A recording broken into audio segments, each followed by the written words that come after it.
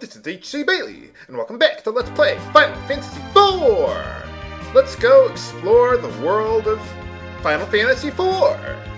Starting over here, to the east of Baron. There's a cave there, but we can't get to that for now. So, let's go check out this tiny little village here. The village of Mithril. How's it going? Well, apparently everyone here is minied. Or pigged. Oh, sorry, you have such tiny tracts of land. I was going to say assets, but well, that would work too. Oh, and they got toads here. I wonder why they don't just call this Tiny Village or Smallville or something like that. I can't believe I just made that reference.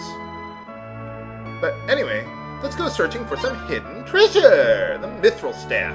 Nice thing about that one is that it boosts your spirit by 3. So that can be pretty nice if you...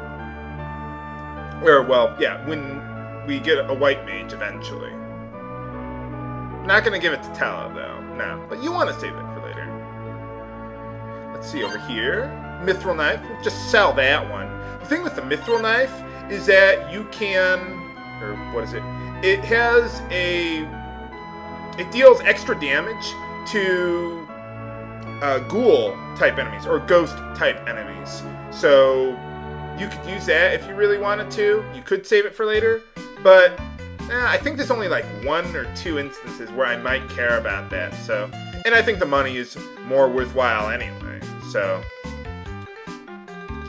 we got pigs and frogs and tiny people dancing for us. Boy, that's one athletic pig. Now the frog I could see jumping over the other 2, but the pig... Yeah, get your fat ass over there. Yeah, the dances, they just keep on getting weirder. I suppose it's better than the cross-dresser, but take what you can get. I once played Magic the Gathering with a guy who was a cross-dresser. He came to our comic shop all the time. He's a real nice guy and everything, just he was a cross-dresser apparently. Anyway, yeah, they sell the items that cure all the status ailments here, which seems kind of ironic, but, well, there we go. Okay, so now, for the real reason why we're here, they sell Mithril equipment here. So we want to buy the Mithril Hammer for Cid. There. So let's do that. You want to hold on to his wooden hammer for later, though. And you know what? As long as we're here, let's start selling some of that extra stuff. Like the Ancient Sword. Yeah, good cash. We're going to need that. Want to save the Dancing Dagger for later. Healing Staff. Yeah, we can sell that. Wizard's Hats. Yeah, we can sell all this stuff. Mithril Knife. Everything else, hold on to for later. And I think that should be... that might not be enough. No, I think it'll be enough for everything. Yes, okay. Whew! Thought that might be a little too little. We want to get Mithril equipment for Cid. There. Let's optimize. There we go. I may want to hold on to that prison gear for later, prison garb. It makes you immune to sleep, and I think it's the only equipment that can do that, so you might want to. But Mithril gear, I'd only get it for Cid, not Cecil, because it's only really minimally better for Cecil than his Paladin gear, which has the spirit boosting stuff. And right now, we don't have a real white mage, so the more spirit boosting stuff you got on him, the better. Now, one thing you could have done, I was saying earlier, if you went up here with Cecil alone when he first became a Paladin, you can walk past this little notch there that you couldn't with the Chocobo. If you went all the way up here, you could fight some really hard enemies that are the same as you'd fight around Mithril there, and you could really level up there, just clean house. But it would be really hard. But you could do it if you really wanted to. I don't. But, you know, as long as we're in the... Do I have those holy arrows? Oh, I must have stored them away. Well, let me get a few more as long as I'm here. I do want to buy some holy arrows right now, because I'm going to need them in the very near future. Let's see.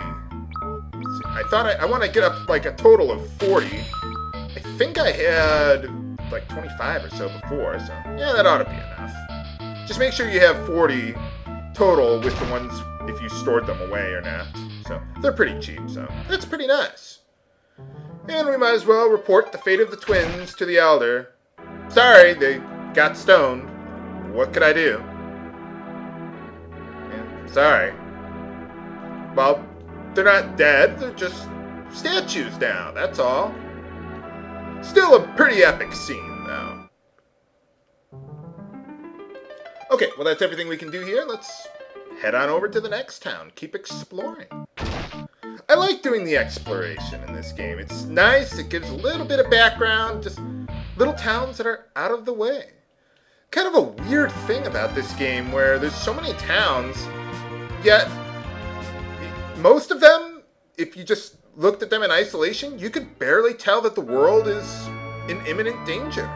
Which you would think I wouldn't like because, you know, I like a game to build up the atmosphere and the mood of the game, but for some reason it really works in this game. I don't quite know why. I just really like how all nice and relaxing and everything the towns are. It's beautiful. I love it. How's it going? Oh. Lunar Cry? No, that's another game. See, can I go back there? No. But you can even look through the telescope from the side here. Now you can actually see the moon turning red. It's not just something they're telling you there. So, I think in the Super Nintendo version, if I recall correctly, you could look at it from behind, which obviously doesn't make sense, but you could. Remember that for later, viewers. Let's go over here to find some hidden treasure that I'm just gonna sell anyway. So you can sell all your battle items, or the elemental battle items, not all the battle items, just the elemental ones. They're really not going to be very useful at this point. Maybe the Arctic Wind, but other than that, for the most part, I wouldn't use them. You do want to hold on to those bronze hourglasses and definitely some Hermes sandals. Let's see, I don't think they sell anything interesting here. No. I don't know why they have early game equipment like that, but oh, there you go. Let's see. Ah, there you go. The naming way. Oh, so there we go. Huh. Interesting that he's there in this game and the other one, too. Now, I could have sworn there was a second treasure around here, but maybe that was another version of the game and they took it out or something? I don't know. You got me on that one, viewers. I don't want to know what that reddish mass is. It's a giant cow. Oh, well, yeah, you're at the center of the Earth. If you're underground, yeah, that would be bad. Oh, that's a secret passage. Where does the secret passage go? Don't answer that, viewers. Interesting that they give us a little preview of this music. They did that earlier, too, with the one at Mysidia. I don't think this music is doing it for me, lady. It's not turning me on. Sorry. Well, there we go. That's that. A lot of people talking about light, and darkness, and overworld and underworld, and oh, really? Maybe we ought to talk to her.